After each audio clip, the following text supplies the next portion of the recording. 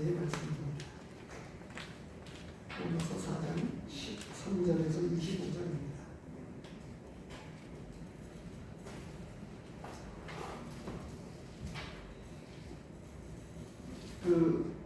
제가는 이제 쭉 강해를 해나가고 있기 때문에요. 본문의 말씀이 항상 반복해서 읽는 이유가 있습니다. 제가는 설교 제목과 이 말씀을 풀어서 말씀을 전하고 있습니다만 우리 성도님들도 이 말씀을 제목을 정해보시고 그리고 이 본문의 말씀이 무엇을 말씀하시는 것인가를 두세 가지 정도로 요점을 스스로 정리해 보시면 좋겠습니다. 13절에서 25절까지의 말씀을 공부해드리겠습니다. 아브라함이나 그 후손에게 세상의 상속자가 되리라고 하신 언약은 율법으로 말미암은 것이 아니요 오직 믿음의 의로 말미암은 것입니다. 만일 율법에 속한 자들이 상속자이면 믿음은 헛것이 되고 약속은 파기되었느니라. 율법은 진노를 이루게 하나니 율법이 없는 곳에는 범법도 없느니라. 그러므로 상속자가 되는 그것이 믿음에 속하기 위하여 믿음으로 되나니 이는 그 약속을 그 모든 후손에게 붙게 하려 하십니다. 율법에 속한 자에게뿐 아니라 아브라함의 믿음에 속한 자에게도 그러하니 아브라함은 우리 모든 사람의 조상이라. 기록된 바 내가 너를 많은 민족의 조상으로 세웠다 하심과 같으니 그가 믿은 바 하나님은 죽은 자를 살리시며 없는 것을 있는 것으로 부르시는 이시니라. 아브라함이 바랄 수 없는 중에 바라고 믿었으니 이는 내 후손이 이가 되리라 하신 말씀대로 많은 민족의 조상이 되게 하려 하십니다. 그가 100세가 되어 자기 몸이 죽은 것 같고 사라의 태가 죽은 것 같음을 알고도 믿음이 약하여지지 아니하고 믿음이 없어 하나님의 약속을 의심하지 않고 믿음으로 견고하여져서 하나님께 영광을 돌리며 약속하신 그것을 또한 능히 이루실 줄을 확신하였으니 그러므로 그것이 그에게 의로 여겨졌느니라. 그에게 의로 여겨졌다 기록된 것은 아브라함만 위한 것이 아니요 의로 여기심을 받을 우리도 위함이니 곧 예수 우리 주를 죽은 자 가운데서 살리신 이를 믿는 자니라. 예수는 우리가 범죄한 것 때문에 내준이 되고 또한 우리를 의롭다 하시기 위하여 살아나셨느니라. 4장 13절에서 25절까지의 말씀을 가지고 오늘 하나님의 말씀이 믿음을 주십니다 라고 하는 제목으로 이 말씀을 같이 나누겠습니다. 오늘 이 제목은 조금 각색을 했습니다. 그것은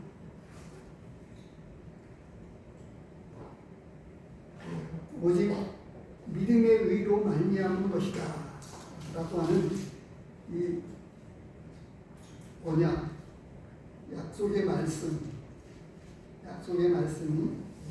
믿음의 의로 상속자가 되리라 라고 하는 이 약속, 여기서부터 시작이 되고 있는 이 말씀을 사실은 그 앞 시간과 이렇게 중간에 너무 길어서 절반으로 나누었습니다만 오늘 말씀은 주로 하나님의 말씀에 대해서 초점을 맞추어서 이렇게 말씀을 드리려고 합니다. 지난 시간에 성경의 증거라고 이렇게 말씀을 드렸는데 믿음으로 의롭다함을 얻는 것에 대한 이것을 생략하고 아주 짧은 제목으로 성경의 증거 이렇게 말씀을 드렸습니다. 이 앞 시간을 다시금 조금 감추려 보면 믿음의 조상이라고 하는 아브라함이 그 믿음을 의로 여기셨다라고 하는 것에 대해서 이 의롭다함을 얻는 것에 대해서 이 아브라함을 통해서 증거해 주었고요. 그리고 다윗을 통해서 그 끔찍한 범죄, 간음죄와 살인죄, 그 직접적인 살인이 아니었지만 교묘한 술취를 통해서 전쟁에서 죽은 것처럼 그 위장하기 위해서 전쟁터의 맨 앞에 내보내서 이렇게 죽였던 살인죄는 직접적인 살인죄보다 사실 더 악합니다. 그런데 다윗을 통해서 죄가 어떻게 용서함을 받느냐라고 하는 이런 것들을 통해서 하나님의 말씀은 명백하게 믿음으로 의롭다는 것에 대해서 아주 강력하게 증거해 오고 있고 이것은 처음서부터 있었던 하나님의 약속이었습니다. 그래서 오늘 조금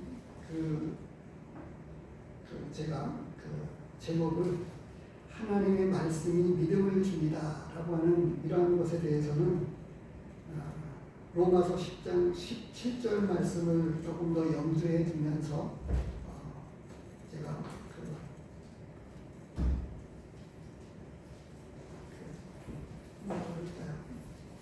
의역이라고 그럴까요? 이런 개념을 조금 더 쉽게 전달하기 위해서. 왜냐하면 성경이 믿음으로 의롭다함을 얻는 것에 대해서 얼마나 심도 있게 아주 강력하게 말씀해주고 있는 것이냐라고 하는 것에 대해서 하나님의 말씀이 전부 여기에 깊은 내용, 가장 핵심에 이르는 내용에서 초점을 맞추고 있다고 할 수 있겠습니다.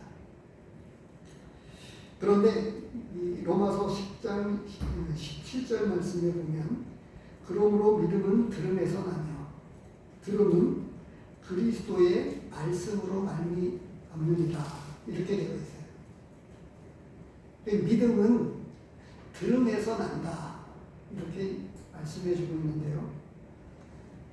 사실은 전도에 미련한 것으로 구원하시기를 기뻐하신다라고 하는 고린도전서 말씀도 있지요. 그래서 이 복음을 전한다고 할 때 이 전하는 그 하나님의 말씀을 듣는 사람은 구원함을 받습니다.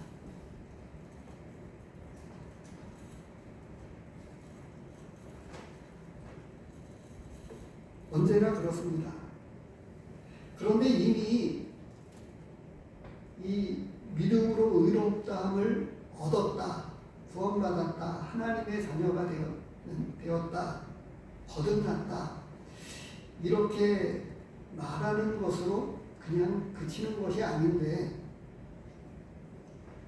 어떤 경우에는 그 이후로 하나님의 말씀을 듣는 일에, 배우는 일에 왜 믿는 성도들이 등한히 할까요? 자, 믿지 않는 사람에게 생명을 살리는 복음을 통해서 말씀을 증거하면 그것을 들으면 믿음을 통해서 영생을 얻게 되고 구원받게 되는 거죠. 그런데 이미 구원받은 성도들도 말씀을 들으면 믿음을 주신다고 하는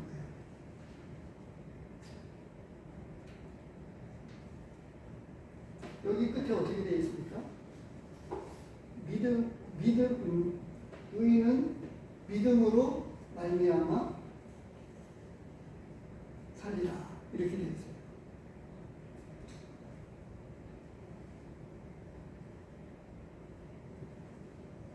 그 믿음은 우리로 하여금 믿음으로 믿음에 이르게 해서 오직 의인은 믿음으로 살게 되어 있습니다. 오늘 말씀이 성경의 증거를 지난 시간에 이어서 조금 부족했던 부분, 왜 아브라함이 믿음의 조상이라고 이야기까지 해가면서 그리고 다윗을 통해서 죄 용서함을 통해서 더 보충해가지고 이 두 가지를 통해서 두 사람을 통해서 왜 이렇게 믿음에 대해서 이야기를 해주고 있는가라고 하는 것입니다. 그래서 오늘 로마서 전체를 놓고 보면요, 4장까지가 3장 후반에서부터 4장에까지가 믿음으로 의롭다함을 얻는 것에 대해서 핵심을 이루어서 분명하게 증거해 주고 있습니다. 그리고 나서 이제 5장에서부터는 조금 그 이후에 다른 내용을 다루고 있어요. 그래서 결론적으로 5장 1절에 어떻게 되어 있습니까?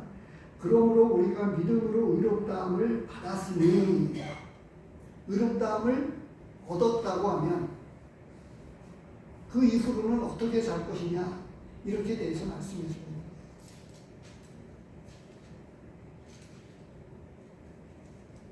복음은 우리로 하여금 주님을 위해서 살게 합니다. 그리고 몸된 교회를 위해서 봉사하고 섬기고 그렇게 살게 합니다. 그런데 자칫하면 구원받았다라고 하는 것으로 끝나면 그거는 사실 진짜가 아닌 거죠. 오늘 그런 점에서 무엇을 우리에게 말씀해 주시냐면,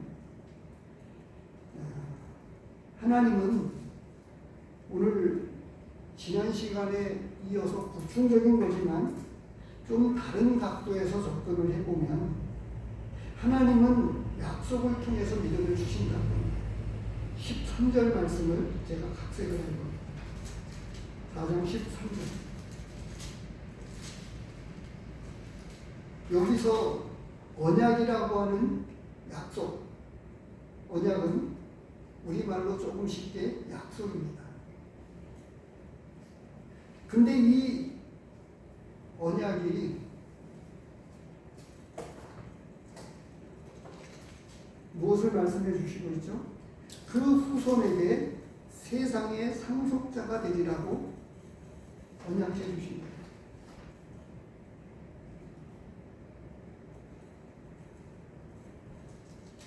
아브라함에게 주신 그 약속, 그것을 그 아브라함에게 한 서너 번 이렇게 말씀을 해주셨습니다. 한 번이 아니고요. 아니, 그리고 거슬러 올라가면, 왜냐하면 창세기에 보면 아담에게 주셨던 약속, 태초에 있었던 그 원래의 약속이 있었지만, 워낙 구약 전체를 놓고 보면 유대 역사입니다. 이스라엘의 역사예요. 한 민족을 부르셨는데 아브라함을 통해서 이스라엘이라고 하는 한 백성을 하나님이 삼으셔서 세상 모든 사람들에게 이 하나님의 은혜를 끼쳐주시기 위해서 아브라함을 들어서 놀랍게 쓰셨습니다.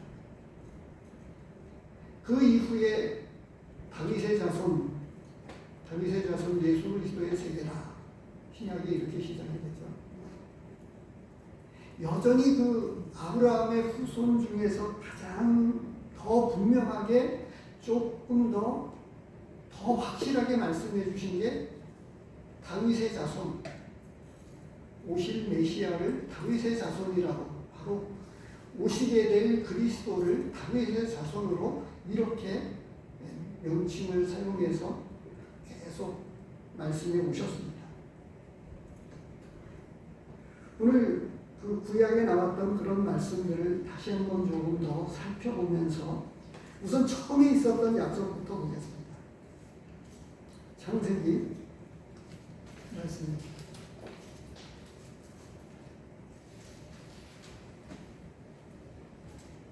3장 15절입니다.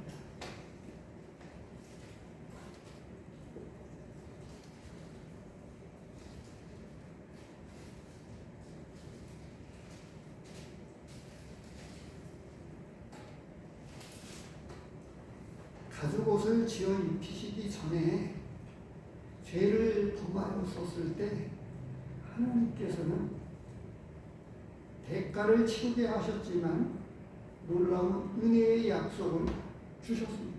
15절입니다. 내가 너로 여자와 원수가 되게 하고 내 후손도 여자의 후손과 원수가 되게 하리니 여자의 후손은 내 머리를 상하게 할 것이요 너는 그의 발꿈치를 상하게 할 것이니라 하시고, 이 여자의 후손은 예수 그리스도를 말씀해 오셨던 거죠. 그것이 이제 조금씩 더 분명해져 가는데, 크게 놓고 보면 아브라함을 통해서 그 약속의 후손 그렇게 말씀을 해 오셨다가 조금 더 밝히 드러내신 게 다윗의 자손입니다. 다윗의 후손으로 오신, 그게 이사야에서 우리가 주일날 자주 언급해서 예배 시간에 보는 말씀이기도 합니다. 그 아브라함에게 주신 그 약속 몇 가지를 보겠습니다. 먼저 보았습니다만 12장 3절 말씀을 보겠습니다.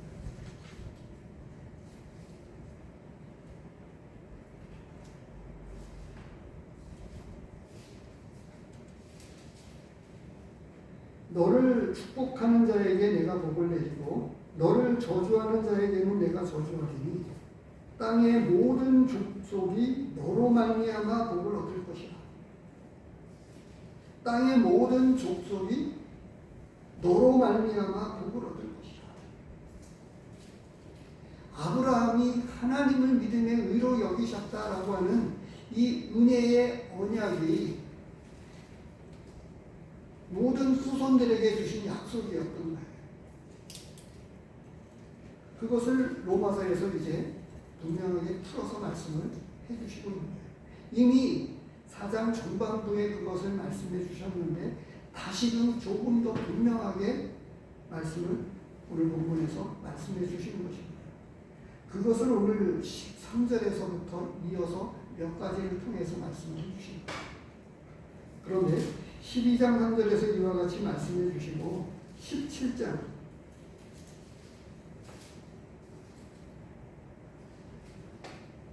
4절에서부터 6절 사이에 보면 말씀해 주신 거예요.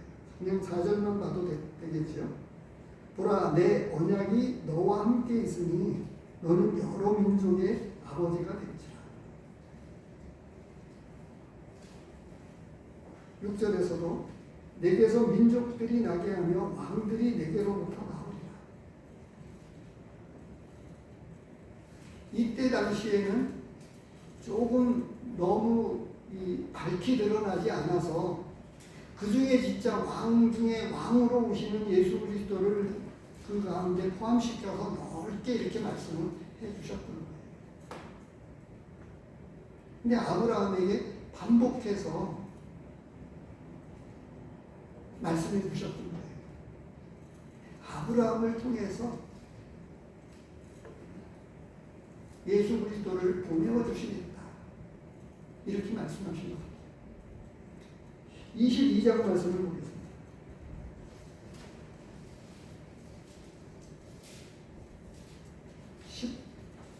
17절입니다. 17절, 18절입니다. 같이 읽겠습니다. 17절, 18절을 창세기 22장 17절, 18절을 같이 읽도록 하겠습니다. 시작.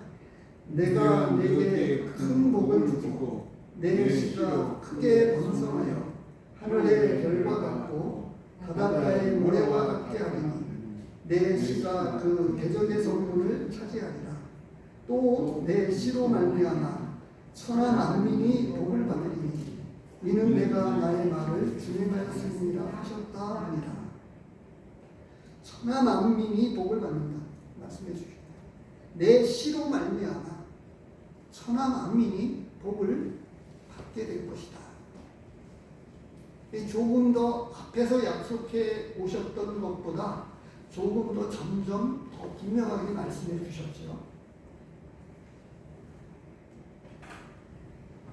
제가 서두에 4장을 끝나고 5장 이 믿음으로 얻게 되는 의롭다함을 얻게 되는 것, 믿음으로 의롭게 되는 이 놀라운 것에 대해서 왜 이렇게 심도 있게 그리고 강력하게 분명하게 말씀해 주시느냐라고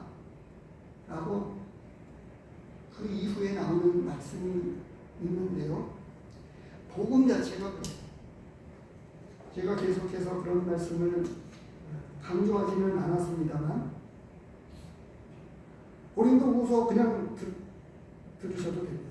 5장 15절에 뭐라고 말씀이 되어 있냐면 그가 모든 사람을 대신하여 죽으심은 살아있는 자들로 하여금 다시는 그들 자신을 위하여 살지 않고 오직 그들을 대신하여 죽었다가 다시 살아나신 이를 위하여 살게 하려 하십니다. 주님이 나를 위해서 죽으셨기 때문에 이제 우리는 주님을 위해서 살도록 그렇게 하셨어요. 그런데 이제 복음의 은혜가 지식으로 이렇게 전달이 되어지니까 어떻게 되어집니까? 이제 나는 다 용서함 받았어 라고 하고 그 이후의 삶이 주님을 위해서 살지 않는다고 하면 확실하게 믿는 것이겠습니까?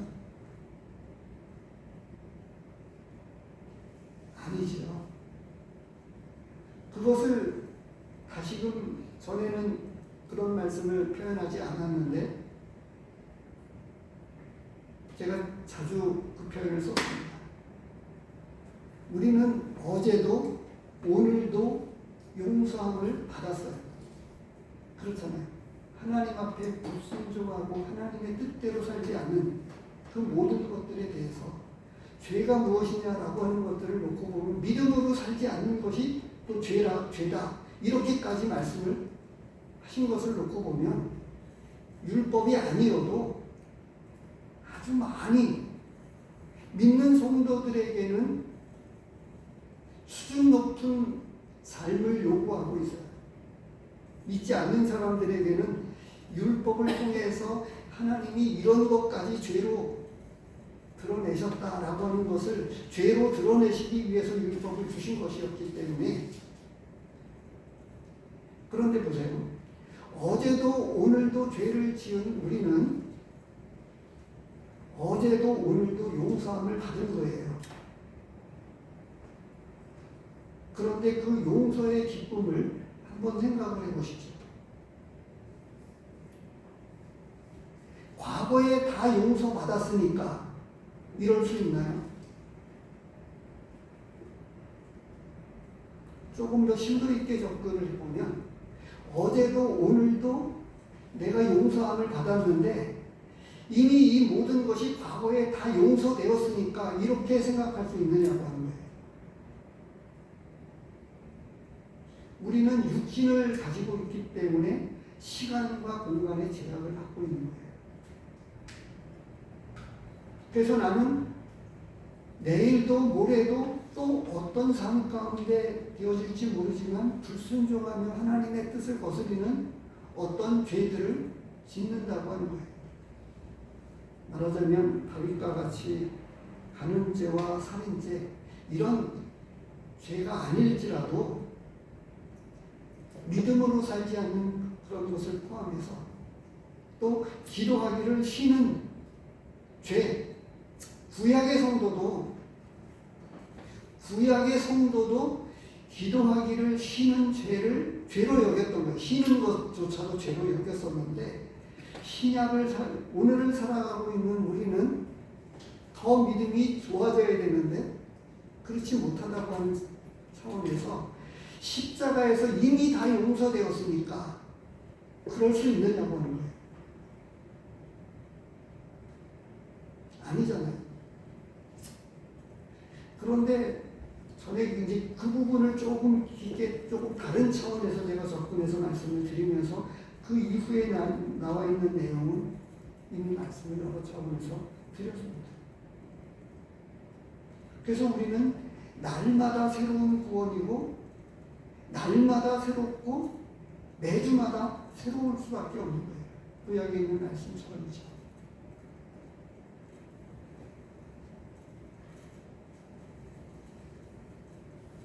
그래서 이 믿음으로 얻게 되는 놀라운 구원을 생각하게 될 때 이런 우리를 용서해 주시고 받아주신 하나님의 은혜를 생각하게 될 때 어떻게 되죠? 정말 감사하지 않을 수 없고 찬양하지 않을 수 없는 거죠. 이후에 또 나오겠습니다만 로마서 말씀에 보면 또 다른 말씀에서 죄가 더한 곳에 은혜가 넘쳤다. 그리고 사복음서에서 나와 있는 말씀이지만 많이 용서함을 받은 사람이 하나님을 더 많이 사랑하게 된다고 말씀해 주시고 있습니다. 자, 이제 본문으로 돌아와서 하나님은 약속을 통해서 믿음을 주신다고 합니다. 이 언약을 통해서 그런 언약의 말씀들이 이후에 나오는 말씀이 연결이 되어집니다만 율법이 아닌 이 하나님의 약속을 한번 생각을 해보십시오. 약속은 은혜입니다. 다르게 표현하면. 왜냐하면 상속자가 되어진다라고 하는 것은 로마서 아까 그 17장, 아니 22장 말씀을 보고 또 17장 말씀이나 12장 말씀은 거기 처음부터 다 포함되어 있었던 거예요. 우리는 아브라함의 허리에 들어있었기 때문에 그런 거예요. 우리까지도, 그래서 천하 만민이 복을 얻는다라고 할 때에 거기에는 우리까지 염두에 두시고 하나님이 처음부터 그렇게 말씀하십니다. 너로 말미암아, 너를 통해서. 아니, 하나님이 아브라함이라고 하는 기준을 세운 거예요. 처음부터. 율법이 있기 전서부터. 그래서 이 약속을 통해서 믿음을 주신 거예요. 믿음은 들음에서 나는데 그 약속의 말씀, 약속을 통해서 우리에게 믿음을 주셨다고. 역설적인 표현입니다. 제가. 그 약속을 믿음으로 받게 되면, 근데 그 약속의 말씀이 들으면 들을수록 아까 10장, 로마서 10장 17절 말씀을 인용했던 것, 믿음은 들음에서 난다고 말씀을 드렸는데 하나님이 약속에서 그렇게 말씀을 해주시는 거예요.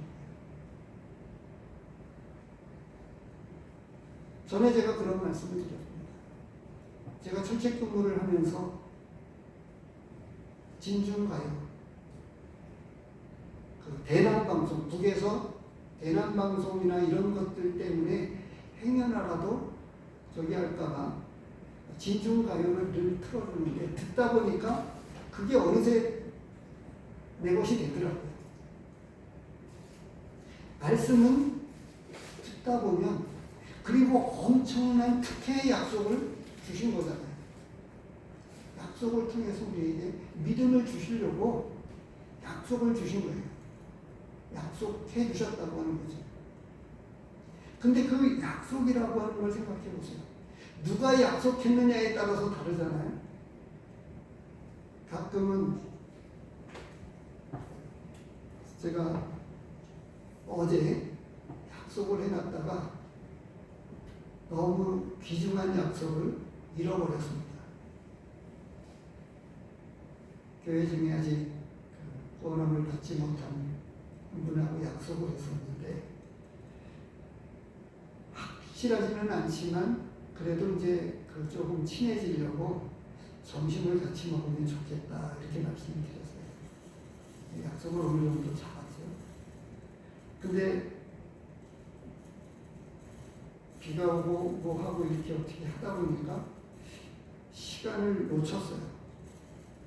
그리고 나서 어떻게 해야 되나 하다가 어찌됐든 그냥 전화를 드렸죠. 그랬더니 전화를 기다렸다고 하더라고요. 사람은 잊어버리기도 하고 또 그 약속을 아무튼 잘 지키지 못하는 그런 영향감이 있는데, 하나님이 약속해 주신 그 약속은 그 약속 자체가 은혜입니다. 왜냐하면 창세기에 보면 사람이 어려서부터 마음으로 계획하는 모든 것이 악하다, 이렇게 노아 홍수 이전에 그걸 보시고 사람 지으셨음을 한탄하셨다, 이렇게 말씀을 해주셨고, 사람의 약속은 믿을 수 없지만 하나님은 일정이래도 땅에 떨어지지 않거든요. 땅이 있으라 하시에 땅이 있었고요. 근데 하나님이 약속해 주신 그것을 하나님은 잊어버리지도 않고 반드시 지키십니다.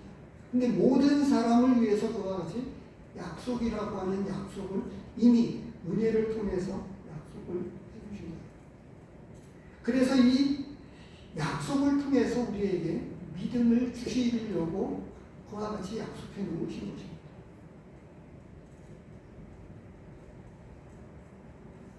이런 약속이 점점 분명해지는 약속을 통해서 아브라함에게 확증해 주셨어요. 근데 우리가 아는 대로 오늘 본문 내용에 보면 어떻게 되어 있어요? 19절 말씀에 보면 믿음이 약하여지지 아니하고 이렇게 되어 있어요. 근데 처음에는 어땠습니까? 웃었잖아요. 그리고 자기 몸에서 이 나올 씨를 통해서 주신 그 약속을 믿지 못해서 엘리에셀을 데리고 있었던, 아들같이 생각했던 노예라고 그럴까요? 종을 상속자로 생각을 했었었는데, 그리고 나서 90세가 된 아내에게 어떻게, 그런데 처음에 그것을 다 묻어두고 그 이후에 믿음을 통해서 그것을 믿게 되었을 때 하나님은 로마서에서 이와 같이 은혜로 다 덮어주시면서 믿음이 약하여지지 아니하고 믿음이 없어 하나님의 약속을 의심치 않았다라고 이렇게 말씀을 해주시고 계십니다. 이미 우리는 창세기서 말씀을 통해서 아브라함과 사레가 어떻게 이 약속을 믿게 되었는지의 과정을 이미 살펴보았습니다.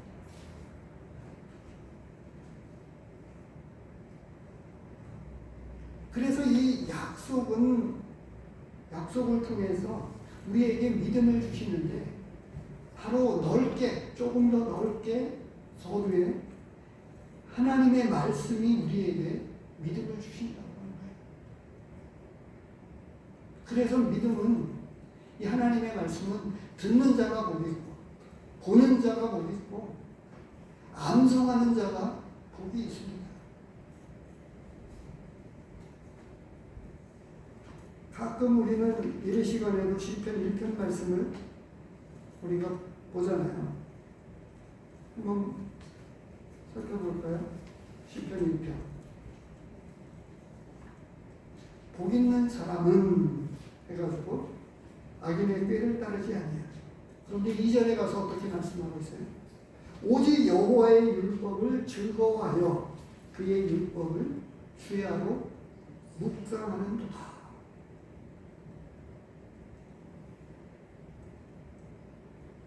근데 오늘날 여기에 해당되어지는 믿음의 성도는 얼마나 될까요? 주야로 묵상하는, 율법을 또 즐거워하고, 이 율법은 십계명이 아닙니다. 넓은 의미의 하나님의 말씀입니다. 즐거워하고 사도행전을 놓고 보면 간절한 마음으로 말씀을 받는 사람입니다. 이것이 그러한가 하여, 그러니까 젊은 사람들에게 잘 아는 말씀인데요. 예습과 복습이 철저한 사람들, 베레아 사람은 그런 사람들이었습니다. 미리 그 말씀을 읽고 또 들었다가 집에 가가지고 다시 한번 확인하고 복습했다라고 하는 거죠. 말씀이 그러한가 하여.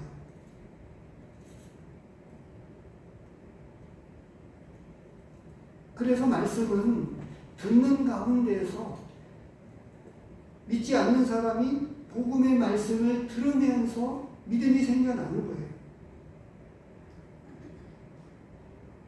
우리 입장에서는 말씀을 듣는 자, 복음을 받는 자 입장에서는, 복음을 듣는 자 입장에서는 내가 그 말씀을 믿는 것처럼 보이지만 그 말씀을 듣는 중에 우리의 심령만 가난해지면, 그것조차도 하나님이 역사하시지만요, 성령께서 역사하시는 것이지만, 그 하나님의 말씀 속에 하나님의 은혜가 가득 담겨 있어서 강팍했던 우리의 마음이 하나님의 말씀, 약속이라고 하는 말씀 속에서 녹아지고 풀어지게끔 되거든요.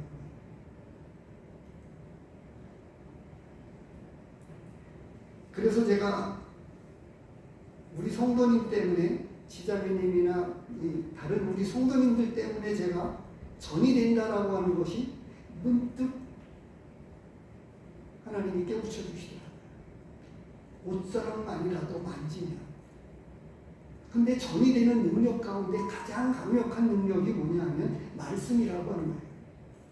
그것이 교회를 통해서 증거되어지는 말씀.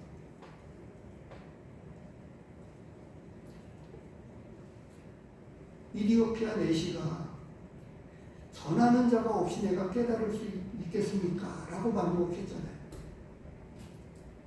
전해주는 사람이 없으면 안 되는 것처럼 하나님은 교회를 통하지 않고서도 내가 개인적으로 말씀을 묵상하고 이렇게 할 수 있어요.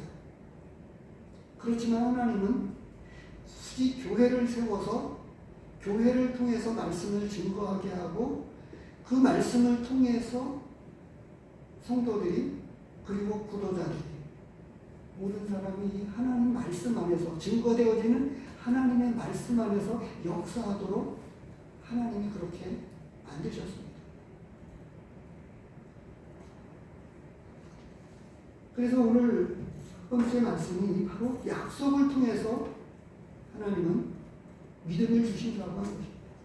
두 번째로는 하나님은 율법이 아닌 은혜를 통해서 믿음을 주세요. 그것을 본문에서는 이렇게 말씀하고 있는 거죠. 14절에서부터 보면 굳이 그 이후에 더해진 이 율법이 아브라함이 이와 같은 믿음으로 얻게 되는 칭의, 믿음으로 얻게 되는 의롭다함을 얻게 된 그것이 율법이 있기 전이었다라고 말씀을 한 거예요.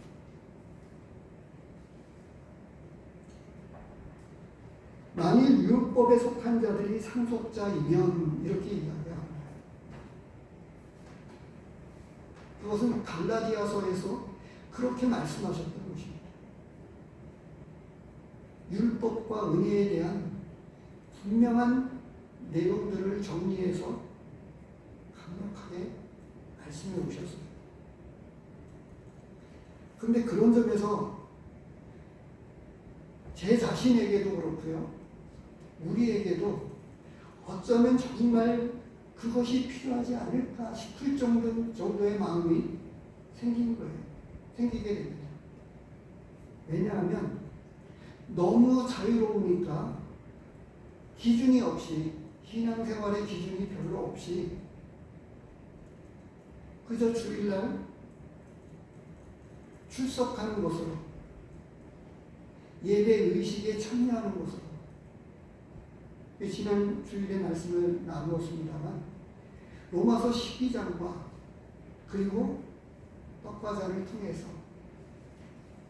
안식구 첫날에 떡을 떼러 모였던 그 초대교회의 본을 쫓아서, 근데 이 두 가지가 동전의 양면과도 같아서 그것을 에스더서에서도 어떻게 말씀해 주고 있는지 나와 있고, 믿음은 우리 마음으로 믿는 그것과 행동으로 나타나는 이것이 하나다라고 말씀을 해주고 있기 때문에 제가 로마서를 지금 선교에 나가면서 각색해서 이미 그렇게 표현했습니다. 우리의 신분과 상태는 하나다라고 하는 것을 말씀을 드리는 거예요. 이 두 번째로 우리에게 말씀해 주시는 그것이 율법이 아닌 은혜를 통해서 믿음을 주신다고 합니다. 이미 율법이 있기 이전에 이와 같은 순수한 하나님의 은혜를 통해서 우리에게 믿음을 주신다고 합니다. 그런데 아셔야 되는 게 있습니다. 그것은 아까 조금 전에 시편 1편 말씀을 보기도 했지만, 이 약속을 통해서 믿음을 주신다고 하면 그 약속의 말씀을 주야로 묵상해야 되잖아요.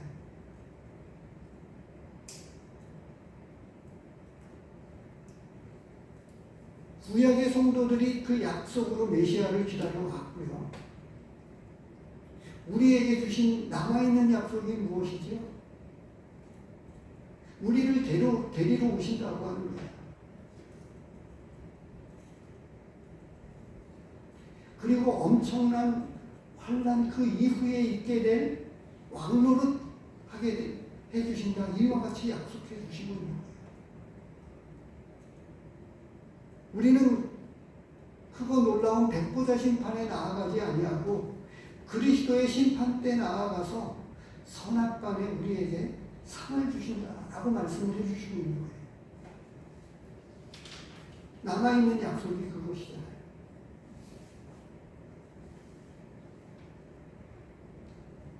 그리고 이 은혜를 통해서 믿음을 주시는데, 율법은 사실 또 다른 의미로 조건입니다. 지켜져야만 되고 그렇게 하지 않으면 안 되는. 왜냐하면 지금 우리를 위해서 주어지는 것과 같은 비슷한 양상일지 모르겠어요. 아브라함을 통해서 순수한 믿음을 가지고 의롭다함을 얻는다고 이렇게 약속해 주시다 보니까 백성들이 너무 방자하게 사는 거예요. 방종하는 거죠. 막 살게 되고. 그러니까 하나님이 구체적인 계명들을 주신 거예요. 그 가운데에는 진짜 그러다 보니까 제대로 된 믿음을 가진 사람이 없어서 죄를 죄로 드러나게 하기 위해서 율법을 주신 거예요. 그런 의미에서 우리에게 원래의 그 주신 말씀 가운데에는 율법을 통해서 죄를 깨닫고, 그래서 율법의 양면이 있는데 죄를 깨닫게 하는 거고, 또 다르게는 믿음을 갖게 하기 위한 보조제로 이 율법을 주셨다고 하는 거예요. 율법은 궁극적으로 믿음을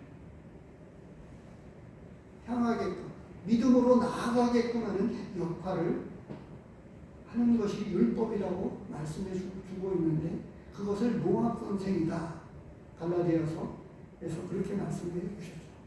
그런데 은혜를 빼고 율법만 갖게 되면 지옥 갈 수밖에 없는 거죠. 왜냐하면 그 율법을 지킬 수 있는 사람은 아무도 없으니까요. 그런데 우리에게, 지금 오늘을 살아가는 우리에게 이스라엘 백성과도 같이 이미 율법의 단계를 뛰어넘었음에도 불구하고 아무렇게나 살아도 되는 것처럼, 그래서 제가 아까 극단적인 표현을 쓴 것이 그거예요. 어제도 오늘도 그리고 내일도 죄를 짓는데 우리는 날마다 그런 용서의 체험을 해나가고 있으면서도 과거에 다 용서받았으니까 이게 그럴 수 없는 거잖아요. 과거에 죄를 지었나요? 아니잖아요. 과거에 죄를 지은 게 아니고 오늘도 내일도 모레도 계속해서 이 죄는 십자가의 보혈에 의해서 씻겨진 거예요. 그래서 체험은 날마다 이루어지는 겁니다. 용서의 체험은 날마다 이루어져 가는 거예요. 그런데 그게 심령이 너무 무디어져서 어떻게 됩니까? 십자가에서 이미 처리되었는데 그럴 수 없는 겁니다.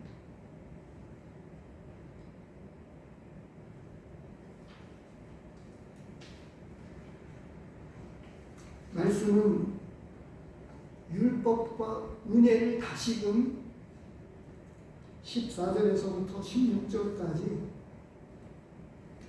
16절에서 어떻게 말씀해 주고 있습니까? 그러므로 상속자가 되는 그것이 은혜에 속하기 위하여 믿음으로 되나니 이는 그 약속을 모든 후손에게 굳게 하십니다. 율법에 속한 자에게뿐만 아니라 아브라함의 믿음에 속한 자에게도 그러하니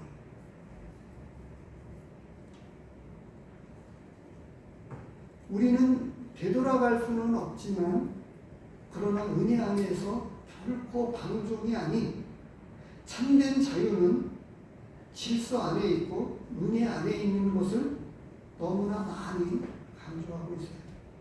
이제 그 부분에 대해서는 이제 5장 후반에서부터 이제 하나님과의 깊은 사귐 속에 들어가서, 왜냐하면 5장 1절을 다시 한번 보겠습니다. 그러므로 우리가 믿음으로 의롭다함을 받았으니 우리 주 예수 그리스도로 말미암아 하나님과 화평을 누리자. 이 하나님과 화평을 누리자라고 하는 게 뭐죠? 믿음의 깊은 하나님과의 깊은 관계로 들어가는 거예요. 믿음의 교제 속에 들어가는 거죠. 그리고 나서 다시금 갈등하게 되는 그 모든 문제들에 관해서 지금 그런 부분까지 지금 제가 오늘 용서받는 것, 내일 용서받는 것, 이런 것들에 대해서 사도 바울이 뭐라고 고백을 했느냐? 8장에서 9장에서 이어지는 7장 8장에서 나오는 그런 것입니다. 오호라 나는 곤고한 사람이다.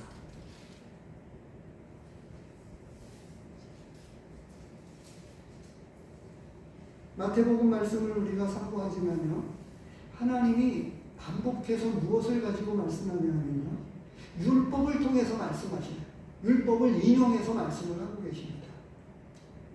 그들에게 처음서부터 은혜를 가지고 나아가지 않고요, 율법을 통해서 그들에게 들으라고 말씀을 하고 계십니다. 그래서 14절에서 다시금 오늘 본 말씀이 바로 이 하나님의 약속을 통해서 믿음을 주시고 율법이 아닌 은혜를 통해서 믿음을 주시고, 끝으로 세 번째로 바랄 수 없는 중에 바라고 믿는 그 믿음을 인쳐 주셔서 우리에게 믿음을 키워주신다고 합니다. 아브라함은 어떻게 해서 이 견고해져 갈까요? 의심하지 아니하고 믿음이 약하여지지 아니하고, 한마디로 줄여서 보면 이 믿음이 어떻게 해서 견고해져 갔을까요? 믿음이 믿음으로 나아가게끔 한다고 하는 거예요.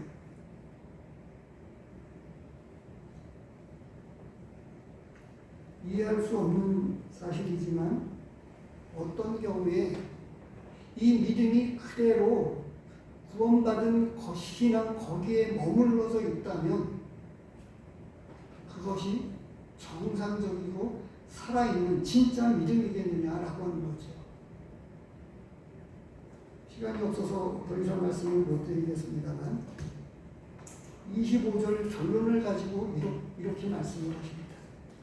예수는 우리가 범죄한 것 때문에 매김이 되고 또한 우리를 의롭다 하시기 위하여 살아나셨느니라. 우리의 죄 때문에 예수님이 십자가에 달리셨습니다.